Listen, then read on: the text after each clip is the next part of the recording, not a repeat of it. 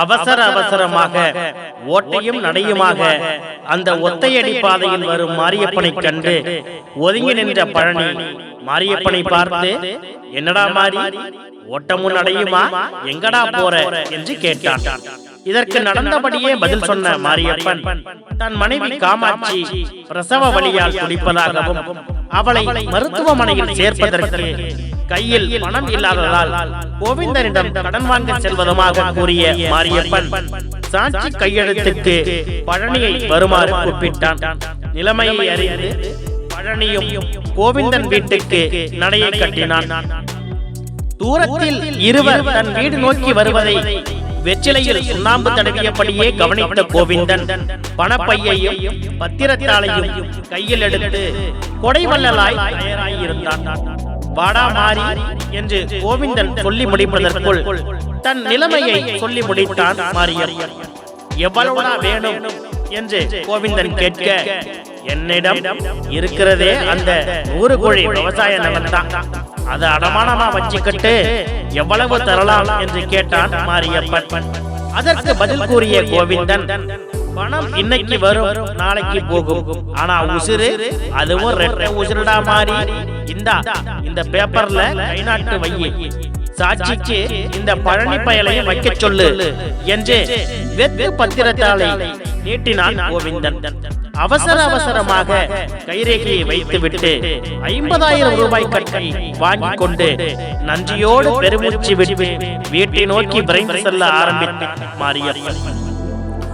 தனக்கு வேலை இருப்பதாக சொல்லி பழனி விடைபெற்றான். ஆண்டுகள் பல ஓடின. விவசாய கூலியான மாரியப்பன் தன் நிலத்தை பார்க்கும் போதெல்லாம் ஏக்கத்தோட கடந்து செல்வான். பள்ளியில் இருந்து வரும் தன் மகன் சிவாவை காணும் போதெல்லாம் கவலை மறைத்தவனாய் கொஞ்சி விளையாடுவான் மாரியப்பன். சிவாவும் படித்து முடித்து வேலைக்கு செல்ல ஆரம்பித்தான். கையில் பணம் சேர ஆரம்பித்தது. தன் அப்பாவின் இறுதி காலத்திலாவது அந்த நிலத்தை மீட்டு கொடுத்து விட வேண்டும் என்ற உறுதிப்பாடே கல்வியில் சிவாவை முந்தி வரச் செய்திருந்தது. இப்போது சிவா தன் அப்பா மாரியப்பனையும் சாட்சி பழனியையும் கையில் பணத்தையும் எடுத்துக்கொண்டு கோவிந்தன் வீட்டுக்கு சென்றான். இவர்களை பார்த்த கோவிந்தன், என்னப்பா உவேந்தர் படையெடுத்து வருவதை போல வாரீங்க, என்ன ஏதோ பணங்கன வேண்டுமா என்றான் கோவிந்தன்.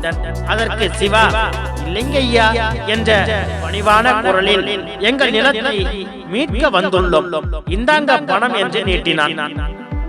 அதற்கு கோவிந்தன், நாளாகி போச்சப்பா, இப்ப வர்றீங்களே, நீங்க நாளைக்கு வாங்க, எனக்கு கொஞ்சம் வெளியே போக வேண்டியிருக்கு என்று சொல்லி மூவரையும் வீட்டுக்கு திருப்பி அனுப்பினான்.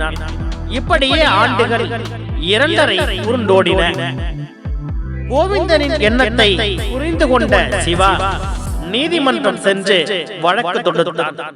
வழக்கு விசாரணையில் நிலத்தை மாரியப்பன் கோவிந்தனுக்கு விற்றுவிட்டதாகவும் அதற்கான தொகையை கோவிந்தன் மாரியப்பனிடம் கொடுத்து விட்டதாகவும் கோவிந்தன் தரப்பில் ஆவணங்கள் சமர்ப்பிக்கப்பட்டன.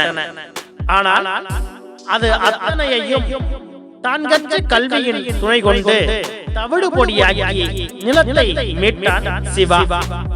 இவை அனைத்தையும் அள்ளிய விதையை கையில் வைத்தபடியே ஆனந்த கண்ணீரோடு நினைத்து பார்த்த மாரியப்பன் தன் வயலில் விதை விதைக்க தொடங்கினான். ஒருமைக்கன் தான் கற்ற கல்வி எழுமையும் ஏமாப்பு உடைத்து நாம் இப்பிறவியில் கற்கும் கல்வியானது நம் முன்னோர்களுக்கு ஏற்பட்ட பாதிப்பை நீக்கியும் நமக்கு அடுத்து வரும் 7 தலைமுறைகளுக்கும் பாதுகாப்பை வழங்கியும் வரும்.